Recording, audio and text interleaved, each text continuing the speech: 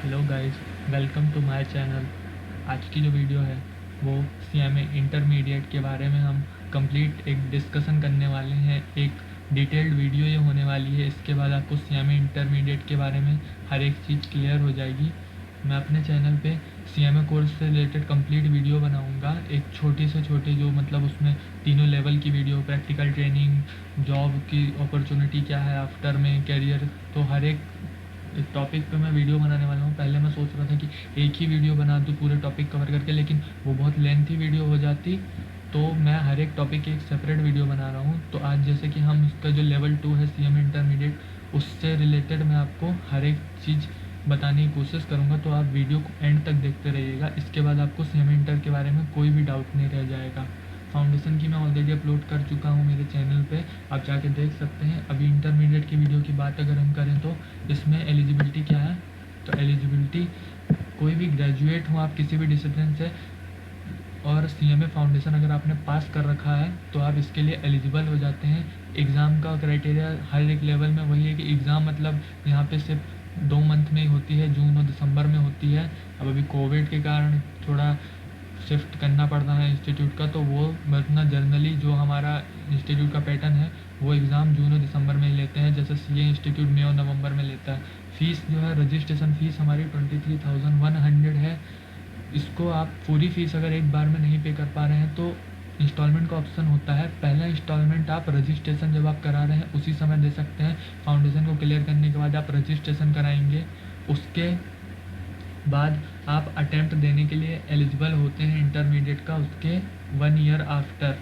तो आप पहली रजिस्ट्रेशन फ़ीस मतलब पहले फर्स्ट टाइम पे रजिस्ट्रेशन फ़ीस दे दीजिए 12,000। उसके बाद जो सेकेंड इंस्टॉलमेंट है वो आप अगर आप जून में देने वाले हैं तो 31 जनवरी तक पे कर दीजिए, और अगर जुलाई में दिसंबर में देने वाले हैं तो 31 जुलाई के पहले आप पे कर दीजिए। अब इसको मैं ऐसे समझाता हूँ।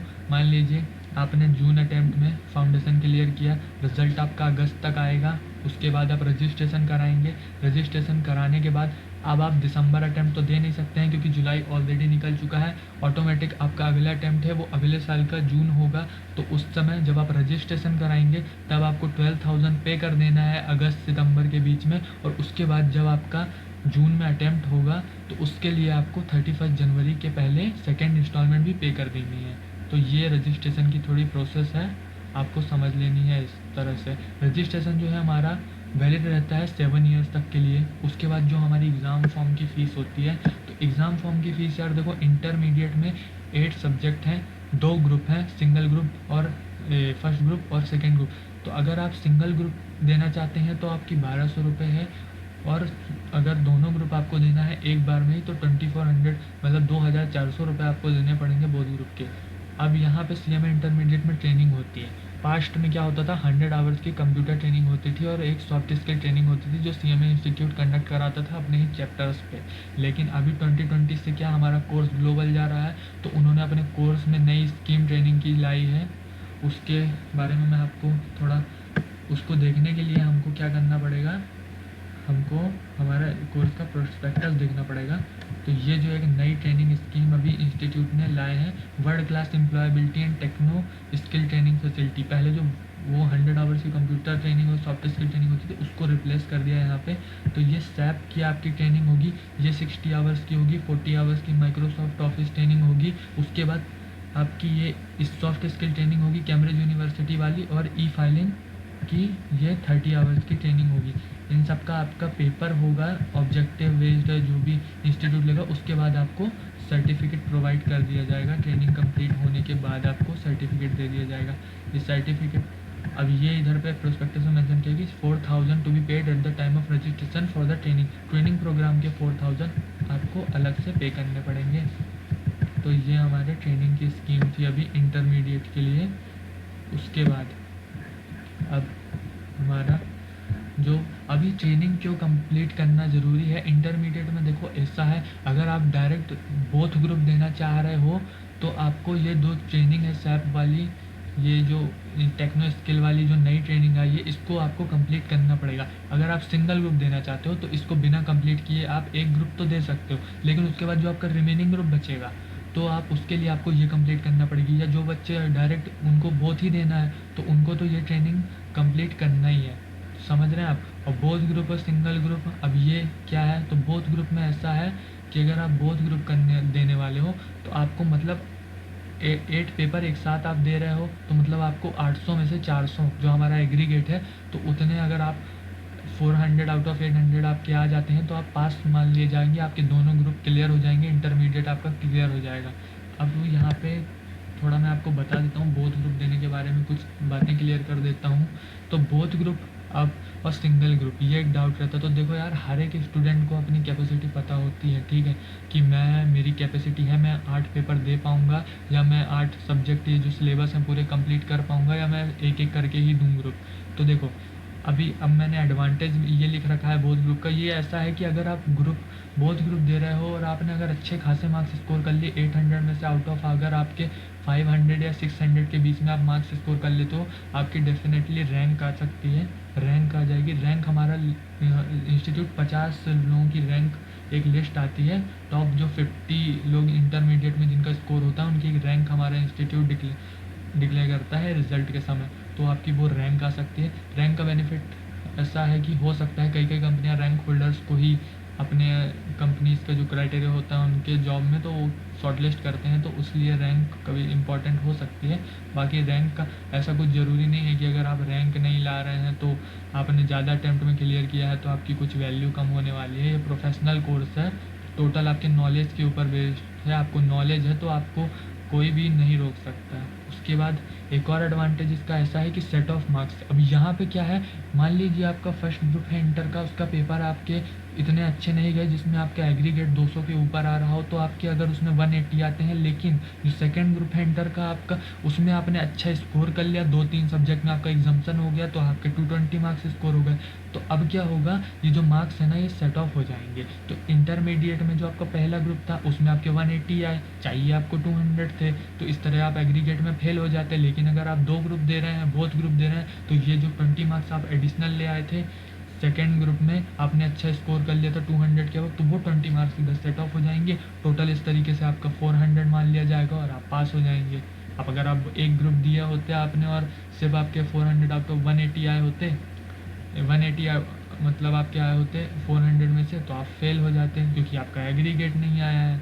तो ये मैं एक एडवांटेज बता रहा हूँ, लेकिन ये एडवांटेज ऐसा है कि बहुत मेहनत करना पड़ेगी आपको बोथ ग्रुप देने के लिए, क्योंकि यहाँ पे ये इंपॉर्टेंट मैंने लिख रखा है, जैसे कि ये टाइम टेबल हमारे इंस्टीट्यूट CSCS इंस्टीट्यूट से इस कारण, मतलब एक ये भी रीज़न है कि हमारा इंस्टीट्यूट जो अलग है, क्योंकि हमारा इंस्टीट्यूट है ना वो आपको बिल्कुल भी हॉलीडे नहीं देता है। अगर आप बोथ ग्रुप देने जा रहे हो ना, तो बोथ ग्रुप में तो ऐसा है कि आपको 8 दिन 8 पेपर लगातार देना पड़ेंगे। हर किसी के लिए इतना आसान नहीं होता है कि 8 दिन आप 8 पेपर दे सकते हो रेगुलर। CA इंस्टीट्यूट हो, CS इंस्टीट्यूट हो, वो अपने एग्ज़ाम के बीच में हॉलीडे मिलता है वहाँ पे बच्चों को, वहाँ पे गैप होता है पेपर के बीच में, लेकिन यहाँ पे बिल्कुल गैप नहीं है। हाँ, अगर आप सिंगल ग्रुप दे रहे हो तो अभी ऐसा हो गया है कि उन्होंने क्या किया है, फर्स्ट ग्रुप का एक दिन पेपर रहेगा, उसके बाद सेकंड का पेपर रहेगा। नहीं तो पहले क्या होता था, जब मैंने इंटर दिया था 4 दिन लगातार पहले फर्स्ट ग्रुप के पेपर होंगे, उसके बाद 4 दिन लगातार सेकंड ग्रुप के पेपर लेता था इंस्टीट्यूट। तो वहाँ पे तो किसी को भी कोई बेनिफिट नहीं था। पहला ग्रुप लिया, अगर सिंगल ग्रुप दे रहे हो तो 4 दिन लगातार पेपर देने पड़ेंगे, बोथ ग्रुप दे रहे हो तो 8 दिन देना पड़ेंगे। अभी लेकिन ये है कि अगर बोथ ग्रुप वाले हो आप, तो फिर आपको कोई नहीं बचा पा रहा, आपको 8 दिन 8 पेपर लगातार देने ही हैं। लेकिन अगर आप हाँ सिंगल ग्रुप हो तो आपको 1 डे का हॉलीडे मिल जाएगा, एक गैप मिल जाएगा, क्योंकि उस दिन वहाँ पे सेकेंड ग्रुप का पेपर होगा। जो फर्स्ट ग्रुप अगर दे रहे हैं और सेकेंड ग्रुप दे रहे हैं तो वहाँ पे फर्स्ट ग्रुप का पेपर होगा, तो ऐसे आपको एक दिन का गैप मिल जाएगा। ठीक है, तो ये तो हमने बता दिया कि पेपर वगैरह क्या है, सिंगल देना चाहिए या बोथ ग्रुप देना चाहिए। अब देखो यार, मैं तो सजेस्ट करूँगा, अगर आप अच्छे हैं पढ़ाई में, आपने अच्छे से प्रिपेयर कर लिया है, तो बोथ ग्रुप के लिए अपेयर करो, क्योंकि वहाँ पे सेट ऑफ का क्राइटेरिया अच्छा खासा है और अच्छे मार्क्स स्कोर होगा, रैंक भी आ जाएगा आपका।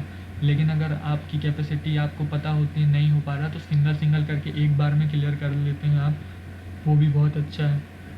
उसके बाद अब हम सब्जेक्ट्स की बात करें, सब्जेक्ट्स देखें तो सब्जेक्ट जो है हमारे इंटरमीडिएट के, वो हमारे ग्रुप 1 में है फाइनेंशियल अकाउंटिंग, पेपर 5, पेपर 6 है लॉ एंड एथिक्स, पेपर 7 है डायरेक्ट टैक्स, पेपर 8 है कॉस्ट अकाउंटिंग। उसके बाद हमारा जो ग्रुप 2 है उसमें ऑपरेशन मैनेजमेंट, स्ट्रेटजिक मैनेजमेंट, ये पेपर 9 है। पेपर 10 में फिर से कॉस्ट एंड मैनेजमेंट अकाउंटिंग है। और फाइनेंशियल मैनेजमेंट है। Paper 11 indirect taxation, GST and custom.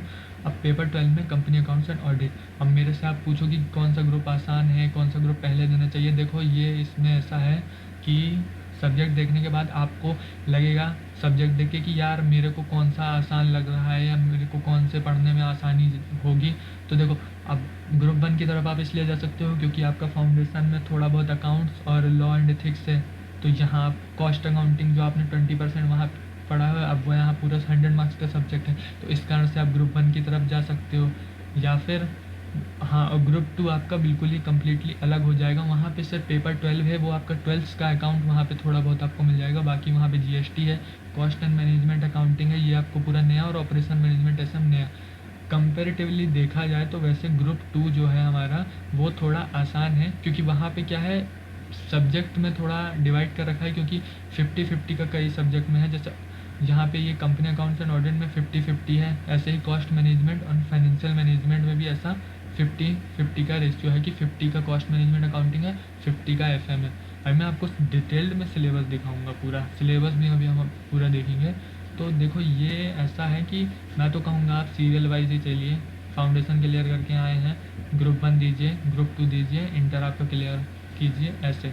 लेकिन आपके ऊपर ये कम्प्लीटली डिपेंड करता है, कोई भी ग्रुप दे सकते हो आप। बोथ देना है तो वो जो 100 आवर्स की जो मतलब अब जो टेक्नो स्किल जो नई ट्रेनिंग है वो आपको करना पड़ेगी, और अगर सिंगल देना है तो सिंगल आप बिना ट्रेनिंग के भी दे सकते हैं ग्रुप, ठीक है। अभी प्रैक्टिकल ट्रेनिंग भी होती है, उसके बारे में भी मैं बात अभी नहीं करने वाला हूँ। जब मैं फाइनल की वीडियो बनाऊँगा तो उसके बारे में एकदम कंप्लीट बात करूँगा, क्योंकि वो ऐसा है कि आप इंटर से भी चालू कर सकते हो, फाउंडेशन फाइनल में भी कुछ जाके आप चालू कर सकते हो। कई स्टूडेंट उसको इंटर में ही चालू कर देते हैं, क्योंकि फिर उससे हमारा टाइम ड्यूरेशन थोड़ा कम हो सकता है कोर्स का, अगर आप मैनेज कर पा रहे हैं इंटर के सब्जेक्ट उसके साथ। लेकिन कुछ लोग फाइनल में जाकर ही उसको क्या करते हैं कि ट्रेनिंग के लिए जाते हैं कि हाँ अभी हम करेंगे ट्रेनिंग। तो ये तो हमारा हो गया, मैंने आपको सब समझा। उसके बाद मैं आपको थोड़ा ऊपर ले जाता हूँ, वहाँ पे मैं आपको जैसे अब ये जो ग्रेजुएट या किसी और स्ट्रीम के लोग हैं, अभी इन्होंने अगर जैसे इंटरमीडिएट में रजिस्ट्रेशन करा है तो कुछ को एग्जाम्शन मिल जाता है। अब जैसे कि यहाँ पे जैसे जो reciprocal exemption under syllabus 2016 based on ICSI qualification, CS का क्वालिफिकेशन है तो उसको कुछ एग्जाम्शन है, कुछ एग्जाम्शन हमारे ग्रेजुएट इंजीनियर वगैरह को है। अब ये पूरा हमारा जो प्रोस्पेक्टस है उसमें डिटेल्ड में दिया हुआ है, मैं नीचे लिंक दे दूँगा, तो आप जाके एक बार हमारा जो सीएमए कोर्स का प्रोस्पेक्टस है उसको गो थ्रू कर लीजिएगा, आपको थोड़ा नॉलेज मिल जाएगा। उसके बाद ये इधर पे यहाँ पे, और ये कट ऑफ डेट वगैरह रजिस्ट्रेशन की दे रखी है।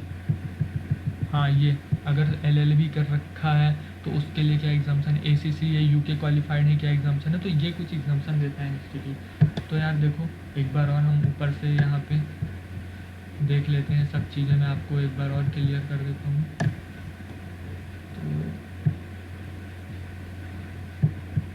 ये हमारा सिंगल ग्रुप ऊपर से पूरा अभी अपना एक बार क्या एलिजिबिलिटी कोई भी ग्रेजुएट डिसिप्लिन से हो आप, कोई भी इंजीनियरिंग बैकग्राउंड के भी हो, उनको के लिए कुछ जो एग्जाम्सन है वो अभी आप देख सकते हो, या कोई भी आप सिंपल ग्रेजुएट हो आप आ सकते हो डायरेक्ट इंटरमीडिएट में। और अगर 12th वाले हैं तो उनको तो फाउंडेशन क्लियर करके वो इंटरमीडिएट में आ जाते हैं। उसके बाद जून और दिसंबर में एग्ज़ाम होता है। रजिस्ट्रेशन फ़ीस आपको मैंने बता ही दी है, रजिस्ट्रेशन वैलिड 7 ईयर्स के लिए रहता है। एग्ज़ाम फॉर्म की फ़ीस भी मैंने आपको बता दी है, बोथ दे रहे हो तो 2400 देना पड़ेगा, वरना 1200 आपका सिंगल ग्रुप का फीस है। Before giving both group inter की आपको बोथ ट्रेनिंग कंप्लीट कर लेनी है। अब वो जो सॉफ्ट स्किल और 100 आवर कंप्यूटर होती थी पहले तो, लेकिन अभी वो जो वर्ल्ड क्लास एम्प्लॉयबिलिटी वाली टेक्नो स्किल है जिसमें सैप है, आपका ई फाइलिंग वाला है, कैम्ब्रिज यूनिवर्सिटी का कोर्स है, तो वो आपको पूरा 280 आवर्स की जो आपकी ट्रेनिंग है वो आपको कंप्लीट कर लेनी है। उसके बाद ये हमारे सब्जेक्ट दिखा दिए मैंने, और एडवांटेज भी बता दिया, बोथ देना है सिंगल देना है। पास होने के लिए देखो वही 400 आउट ऑफ 800 आपको लाने ही है। इसके अबव जितने भी आप अच्छा खासा स्कोर कर लिया, और अगर आप बोथ ग्रुप दे रहे हो तो आपकी रैंक आएगी। रैंक सिंगल ग्रुप देने में नहीं आती है कि 400 में से आप 350 भी ले आओगे फिर तो हर एक सब्जेक्ट में, लेकिन अलग अलग करके आप तो फिर रैंक नहीं आने वाली है, ठीक है ना। तो ये आप ध्यान रखिएगा। उसके बाद हम सिलेबस देखते हैं। सिलेबस के लिए आपको ICMAI की साइट में सिंपल आप ICMI सिलेबस सर्च करेंगे तो 2016 का सिलेबस आपके सामने आ जाएगा। हर 4 साल में हमारा सिलेबस जो है वो चेंज होता है। 2012, 8, अभी उसके बाद 16, अभी 20 का भी सिलेबस आ गया है। तो इंटरमीडिएट का हम सिलेबस देखते हैं तो पेपर 5 फाइनेंशियल अकाउंटिंग का पहले देखने की कोशिश करेंगे हम। ये हमारा पहला सब्जेक्ट है इंटरमीडिएट का।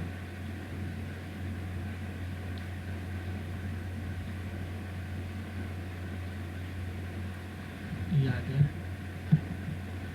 Financial accounting. ये रिवाइज्ड रीप्रिंट मार्च 2021 एकदम लेटेस्ट एडिशन है ये। अब ये अकाउंटिंग बेसिक्स यहाँ पे 25% है। उसके बाद 40% preparation of financial self balancing ledger royalty 20% और accounting computerise environment accounting standard 15%। ऐसे करके पूरा 100% का जो हमारा सिलेबस है उसको इन्होंने डिवाइड कर रखा है। तो अकाउंटिंग बेसिक्स है जो हमारा 25% का है। उसके बाद ये नॉन प्रॉफिट और सिंगल एंट्री 40% सबसे ज़्यादा परसेंट है। सेल्फ बैलेंसिंग वाला 20% पार्ट है। जो आखिरी का 15% है ये अकाउंटिंग स्टैंडर्ड और कंप्यूटराइज, ये सिर्फ थ्योरी पार्ट है। थ्योरी आता है इससे, प्रैक्टिकल इससे बहुत रेयर है जो आपको देखने मिलेगा। अब फंडामेंटल ऑफ अकाउंटिंग में यार देखो क्या है, यही आपका जो हम अकाउंटिंग का सिग्निफिकेंट अकाउंटिंग, अकाउंटिंग के प्रिंसिपल हैं वगैरह कॉन्सेप्ट है, ये सब जो हम 11th में पढ़ते हैं। उसके बाद अकाउंटिंग में क्या है, special transaction, bill of exchange, consignment, joint venture, insurance claim, ये जो हमारा सब कुछ ये हमारा 11th का। और जो अगर आप बीकॉम करके आए हैं तो इंटरमीडिएट में, तो बीकॉम वालों को भी ये सब रहता है। प्रिपरेशन ऑफ फाइनेंशियल स्टेटमेंट, अब ये जो हमारा NPO वगैरह रहता है। उसके बाद पार्टनरशिप अकाउंटिंग है हमारा, इसी में सिंगल एंट्री सिस्टम भी है। तो ये एक बड़ा पार्ट हो जाता है, ये सबसे स्कोरिंग पार्ट है, मतलब सबसे ज़्यादा इधर इससे ही पूछते हैं। इवन 40 लिख रखा है इन्होंने, 50 मार्क्स के करीब भी पेपर आपका इधर से आ जाएगा। उसके बाद सेक्शन C है जो सबसे ईजी है, ये self balancing ledger, royalty, hire purchase, instalment system, branch and departmental accounting, सबसे ईजी है ये। मैं अभी क्या है, अभी तो मैं सब कोर्स के बारे में बता रहा हूँ, लेकिन हर एक सब्जेक्ट के बारे में मैं आपको स्ट्रेटजी भी बताऊँगा आने वाले वीडियोज़ में, तो आप देखते रहे। तो ये हमारा इसका पार्ट D। फिर उसके बाद अब ये जितने भी AS हैं और कंप्यूटराइज, तो ये हमारा फाइनेंशियल अकाउंटिंग का सिलेबस है। तो देखो यार सिलेबस बहुत बढ़िया है, सबसे ज़्यादा मतलब स्कोरिंग सब्जेक्ट है ये आपका, क्योंकि कॉमर्स बैकग्राउंड वाले हो, बीकॉम भी करके आए हो, तो यार फिर इसमें दिक्कत नहीं होना चाहिए आपको। उसके बाद लॉ एंड एथिक्स, अभी यहाँ पे लॉ एंड एथिक्स आपको समझ में आएगा। अब वो फाउंडेशन में तो आप इतने से लॉ पढ़ के आए हैं, अब जब यहाँ इंटर में आते हैं तो इंटर में फाउंडेशन में क्या होता है ना, बच्चों का बहुत फेवरेट सब्जेक्ट होता है लॉ, लेकिन जब वो इंटर में आते हैं और फिर फाइनल में तो लॉ के नाम से इंसान डरने लग जाता है तो हम लॉ का सिलेबस देखते हैं। आपको इंटरेस्ट आ रहा है तो ऐसा कुछ नहीं है, बहुत ही इंटरेस्टिंग और अच्छा सब्जेक्ट है। जिसको आने लग गया, जिसको बहुत अच्छा मज़ा आ रहा है, तो वो तो बहुत अच्छे से स्कोर करता है लॉ में। लेकिन अधिकतर स्टूडेंट को दिक्कत होती है लॉ में मज़ा नहीं आता उनको। अब देखो कॉमर्शियल लॉ यहाँ 30% है, यहाँ इंडस्ट्रियल का लॉ आ गया, कॉर्पोरेट लॉ है यहाँ थोड़ा सा, और इथिक्स है 10% इधर पे। कॉमर्शियल लॉ में देखिए अब इधर लॉ ऑफ कॉन्ट्रैक्ट यहाँ एडवांस लेवल है, लॉ रिलेटिंग टू सेल यहाँ एडवांस लेवल है, नेगोशिएबल जो हमारा फाउंडेशन लेवल में ये तीनों का, अभी यहाँ पे एडवांस लेवल। उसके बाद यहाँ पार्टनरशिप एक्ट है, LLP है। पहले ये सब फाउंडेशन में ही हुआ करता था इतना पार्ट, और ये इंडस्ट्रियल लॉ भी हुआ करते थे, लेकिन वो फिर उन्होंने सिलेबस चेंज किया तो हट गए। उसके बाद इंडस्ट्रियल लॉ में ये आपके लॉ हैं छोटे से, payment of gratuity, factory employ, state insurance, payment of bonus act. Corporate law ये 35% है, कंपनीज एक्ट का दे रखा है, यही जाके वहाँ फाइनल में पूरा कंपनीज एक्ट का पार्ट हो जाता है। ये पूरा मतलब कंपनीज एक्ट का मेजर पार्ट, मतलब एक पूरा कॉर्पोरेट लॉ ही है आपका फाइनल में। उसके बाद हमारा ये जो इथिक्स है, ये हमारा इधर पे जो 30% का हुआ करता था फाउंडेशन में, वो यहाँ अब सिर्फ 10% का रह गया है। तो ये हमारा ऐसे लॉ का सिलेबस है, ये बहुत बड़ा सिलेबस है लॉ का। फाउंडेशन करके आप आए हैं, और अगर तो आपको बहुत टफ पड़ेगा लॉ, तो आपको बहुत अच्छे से प्रिपेयर करना पड़ेगा इसमें। और अगर हाँ बीकॉम वाले हैं आप, तो आपको थोड़ा, क्योंकि वहाँ पे लॉ वगैरह रहते हैं, तो आपको थोड़े हेल्प मिल सकती है। तो ये हमारा ऐसे करके लॉ का सिलेबस था। आ गया इधर पे। अभी हम लॉ का सिलेबस देखने के बाद अब हमारा डायरेक्ट टैक्सेशन। ये मेरा तो बहुत फेवरेट सब्जेक्ट है, मेरे को बहुत मज़ा आता है इसको पढ़ने में, और बहुत इंटरेस्टिंग सब्जेक्ट है आपका ये डायरेक्ट टैक्सेशन। और ये बहुत इंपॉर्टेंट सब्जेक्ट है फ्रेंड्स, क्योंकि फाइनल के ग्रुप 1 में सेम एज इट इज़ यहाँ ये जितना यहाँ पढ़ेंगे वो तो रहेगा ही, ऊपर वहाँ इंटरनेशनल टैक्सेशन आ जाता है। तो आपको डायरेक्ट टैक्स का बेस इतना अच्छे से बना लेना है कि आपको फाइनल में दिक्कत ना हो।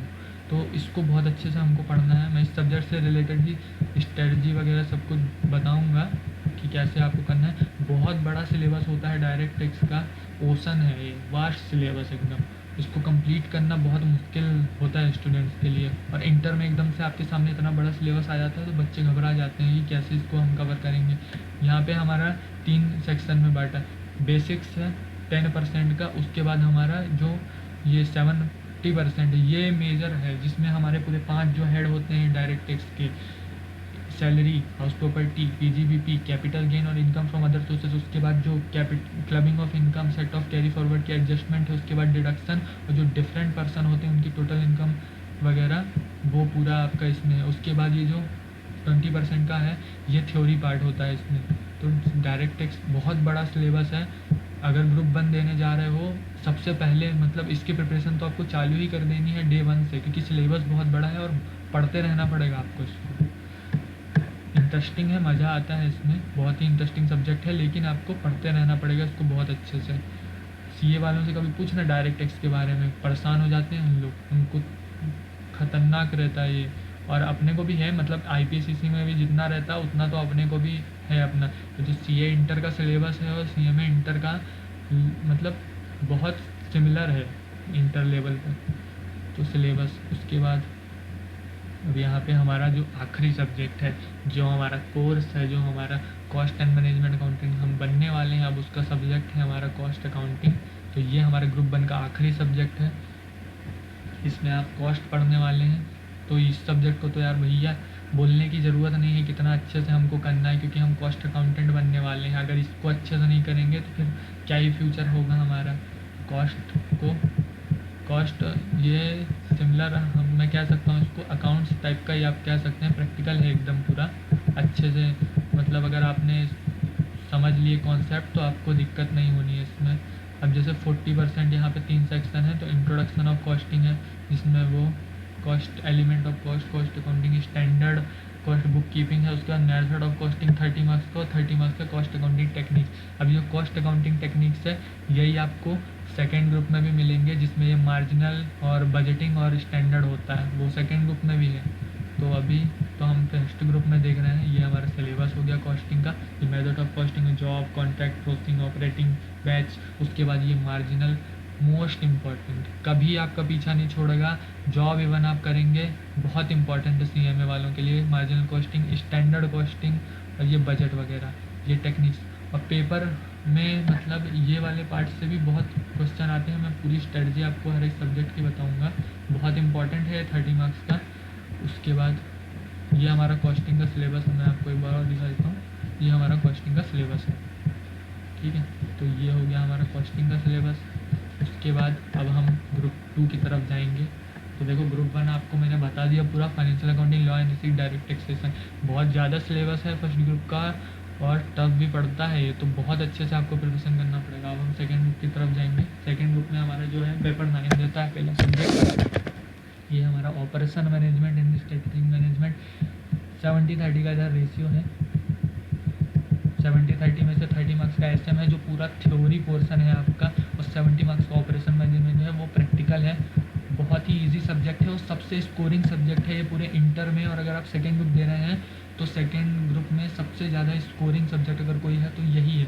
इस सबसे आप सिलेबस देख लो ना, 332 पेजेस, मतलब एक छोटी सी बुक रहेगी, और आपको अगर आपने अच्छे से पढ़ लिया इस सब्जेक्ट को, इवन 70-80 मार्क्स आप 100 आउट ऑफ ले आएंगे इसमें, ठीक है। तो ये हमारा हो गया।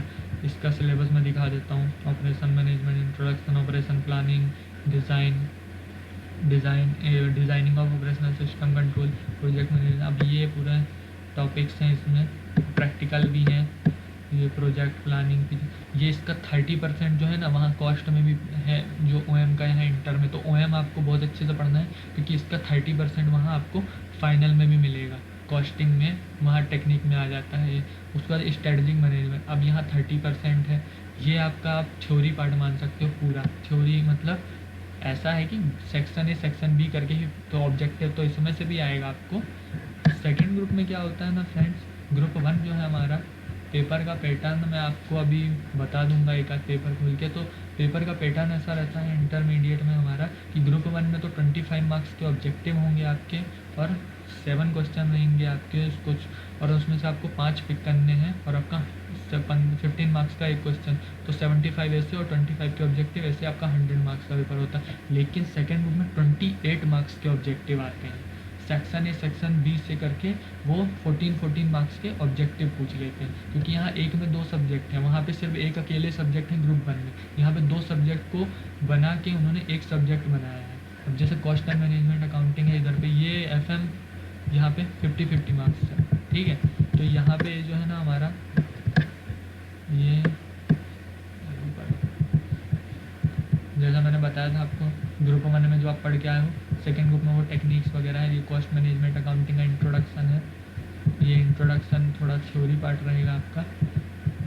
ऊपर चले जाते हैं, ये देखो 50-50% दिख रहा है आपको, 50-50। अब ये जो फाइनेंशियल मैनेजमेंट है, वहाँ ग्रुप 1 में पूरा एक सब्जेक्ट है यहाँ 100 मार्क्स का SFM, तो उसका थोड़ा बहुत है इधर पे।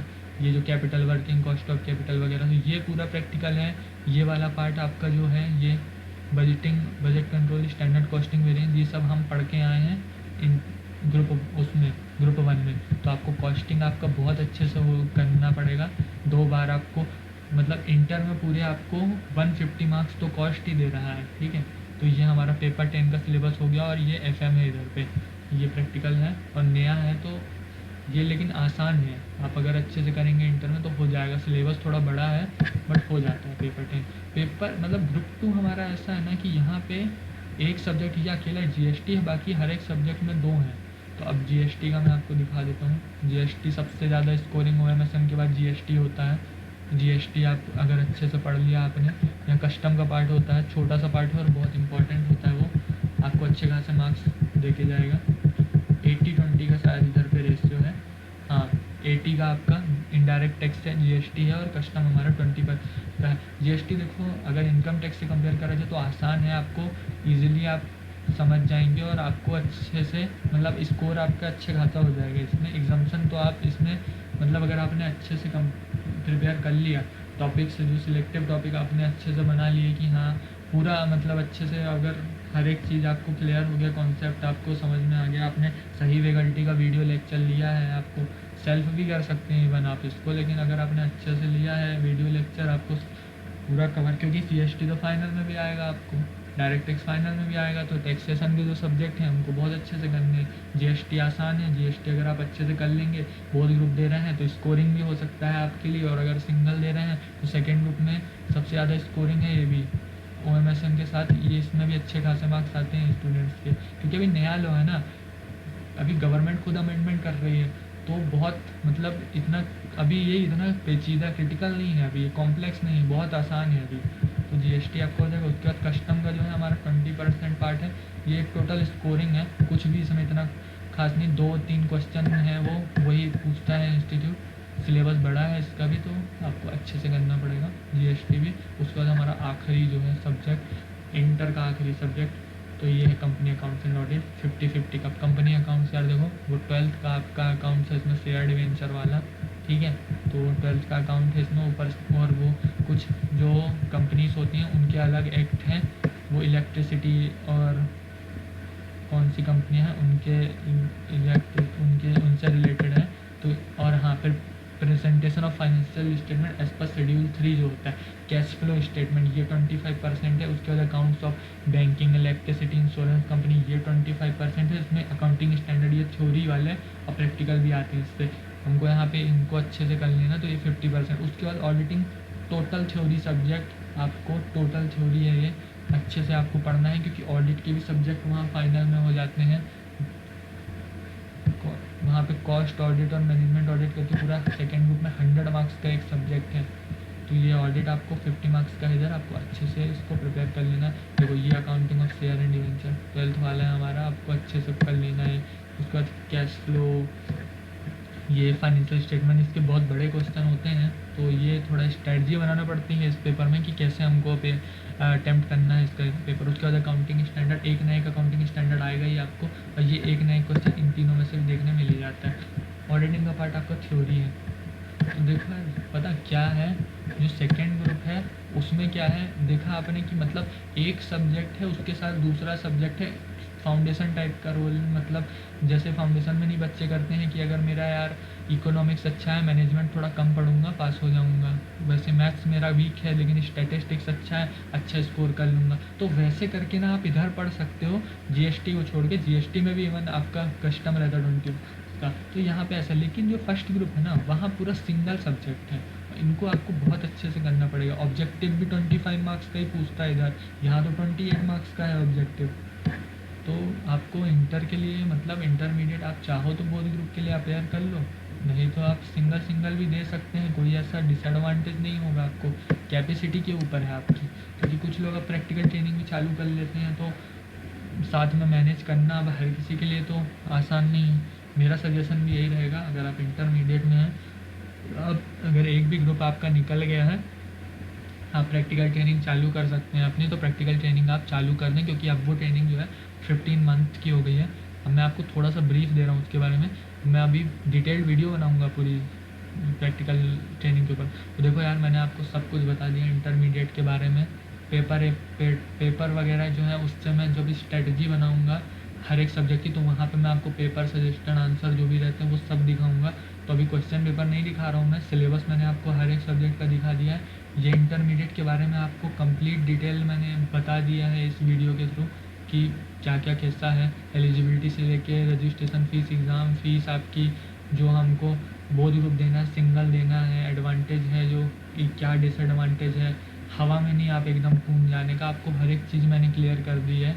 अपने हिसाब से आपको देखना है, उसके बाद आप इंटरमीडिएट में मतलब कि स्ट्रेटजी क्या होना चाहिए, हमको एग्ज़ाम में अपेयर करना है सिंगल के लिए या बोथ के लिए। तो ये मैंने आपको कंप्लीट वीडियो दिखा दी। और जो भी आपको डाउट होता है तो आप मेरे को कमेंट सेक्शन में पूछ सकते हो, नहीं तो आप एक बार हमारा जो इंस्टीट्यूट का प्रोस्पेक्टस है उसको विज़िट कर लो, देख लो, आपको और चीज़ें क्लियर हो जाएंगी। तो ठीक है गाइस, ये आज की वीडियो मतलब हम यहीं पे एंड कर रहे हैं। तो आपको अगर कोई भी डाउट होता है सीएमए इंटरमीडिएट से रिलेटेड, तो आप कमेंट सेक्शन में मुझसे पूछ सकते हैं, और बाकी तो मैं अभी अपडेट्स जो भी आएंगे उसके ऊपर वीडियो बनाते रहूँगा। तो ठीक है गाइस, जब तक के लिए आप अपनी प्रिपरेशन एग्ज़ाम्स के लिए आप करते रहिए। बाय।